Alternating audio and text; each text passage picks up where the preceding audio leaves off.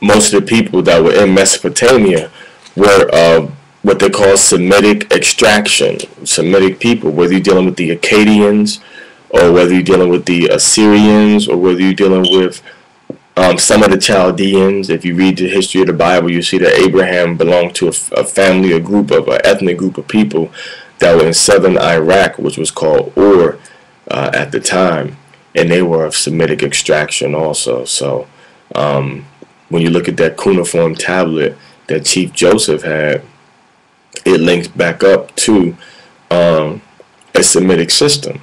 That's why I say Semitic, or that these people are Hebrews in the Americas. We have nothing to link us to Asia. We have nothing that can say we are Asian. We only have folklore and stories, not from us, but folklore and stories from Europeans, from our conquerors. We have no history to connect us. But we do have Chief Joseph of Nez Perce with the cuneiform tablet, which cuneiform was a writing system used in Assyria. So we have Native American people with actual physical relationships, physical connections to the Middle East, more specifically Mesopotamia, Assyria, which is like the northern part of Iraq now. So we have that. We also have the fact that most of the Native American cultures wore these on their clothing, okay, which are the fringes, which is a straight up Semitic Hebrew custom. When you look at the Assyrians and the Hebrews, it's a little bit of Babylonian, but primarily Assyria and Hebrew, specifically Assyria, and a family of Hebrews called Israelites are famous for wearing the fringes. When you look in Numbers chapter 15 verse 38, they were told to put fringes on their clothes. So you have these cultural markers also. You have seventh day rest periods in a lot of the different cultures throughout the Americas also, which is indicative of a Hebrew culture. You have certain you have burial rites and mourning rites, and the way we bury the dead, more linked up with Israel than linked up with Asia. We look at the fact that well, anyway, that can be debated. So that's going to be a moot point when you review this. So primarily, when you look at all of our sources of history, we have no indigenous source of history that gives any type of a link to coming over a Bering Strait. All right, that's just a lie that was put out there by our conquerors for us to look in the wrong direction. We're looking toward the west when we should be looking toward the east, like it's written in the Popol Vuh.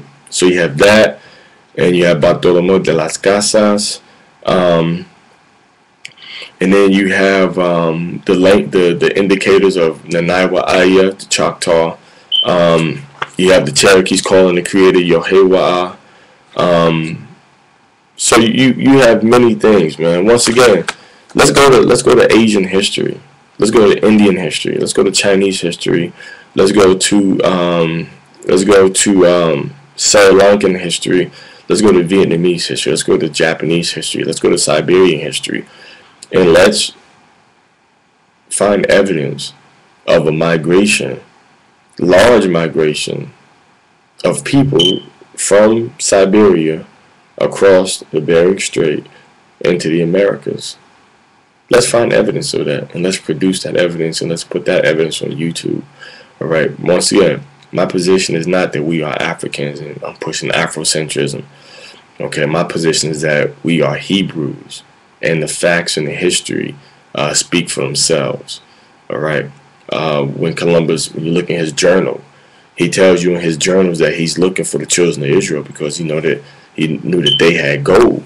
It wasn't a trade route, spice expedition, which I'm sure is what you believe because that's what's taught in universities and colleges. He was specifically looking for the 12 tribes of Israel. All right. The Europeans knew that our people had been dispersed throughout the Americas and throughout Africa. Even today in West Africa, you have remnants of Israelites over there that kind of look like Africans but look different. but to know that they're Israelites and have received persecution. You have a lot of tribes in Africa that are different than other people in Africa. Their complexion, their language. You have the Fulani that are different. You have some of the Ashanti. You have some of the Akan people, and then you have also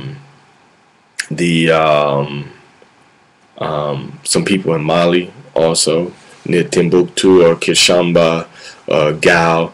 You have several groups. You have Queen Kahina, which was a Hebrew queen in North Africa in 694 AD. She conquered. She beat a battle against a Muslim Arab general. And it's recorded that she was black also, but that she wasn't an African. You have the Tuareg, which come in two varieties: Arab Tuaregs and black Tuaregs. And of course, the history tells you that the black Tuaregs still today call themselves the House of David, Beit Daoud. They call themselves the House of David. They say that they're descendants of the tribe of Judah, basically. So I know a lot of indigenous peoples from the Americas, from El Salvador, that say that they're Israelites, Hebrews, from the studies that they've done, from Guatemala, or Guatemala, as they say, it says he's an Israelite. Lot of different brothers and sisters in Belize that say that they're Israelites. A lot of it is based on what they find in the Bible and also what they find in the Popol Vuh. If you go to those two sources of history and stick with your indigenous writers and your indigenous historians, you're not going to be following that trail back to Asia. You're going to go across the waters and find yourself right back in Israel. And as for the ethnicity of those people, in the Americas, they are Hebrews. I mean, you consider you're Asian, you're Asiatic. I mean, that's your right. In America, you have freedom of speech. But all I ask is that you produce some sort of proof or evidence or documentation. Okay? And if you don't produce any sort of evidence or documentation, say you don't have to substantiate or validate yourself, to be who you are, to me. You don't have to do that. But if you get into an academic and a scholarly debate with someone that's disputing ethnic assertion that person is making, you should have some type of facts to back you up and to support your argument. I mean, if you don't, then what's the difference between what you're saying and what I'm saying? Because I can produce people from your part of the world, your ancestors' part of the world, that say that they're Israelites, and that have records to show it and prove it. And you should be able to produce people that can show records from Asia or India or the middle or wherever the Siberia, that say that they're Israelites also. I mean, they say that they're Asian. Let's show the record. So I've given you a few things to look over. I'll give you a few things to look at. Some things to look into. So just check it out, man. Don't get upset. Don't get back on here calling me pinche mayate or pinche pinche pendejo religioso. I don't like using words like that, with my people, man. I'm not trying to get raw, you know what I'm saying? Like I tell everybody, if your debate with me is that heated, we meet here in Columbus, Ohio at 1457 East Main Street. East Main Street, that's where we meet. So if you're ever in the area and you feel the need to, sit down and talk with people, you can come see us, man. It's no problem. But, we're going to talk to each other in a certain kind of way so tempers don't flare up and people get excited. I mean, I'm looking at what you're bringing out, man. You got a good spirit about you, but you got to just kind of tone it and bring more facts with what you're saying, man. That's all I'm saying. You seem like a good brother. But let's bring the facts out. Let's break out the books. Let's break out the indigenous history. Let's break out the old codexes that the Spanish translated and our people translated. Let's break out our history to show our origins. And even the mythology. None of the mythology links back up to the west and to coming across the Bering Strait. It all links back up to the east, and the stories and the myths link back up to the east and the Middle East and things like that. Alright, so get at me. This is going to be my last message. Alright, so Yahweh bark you.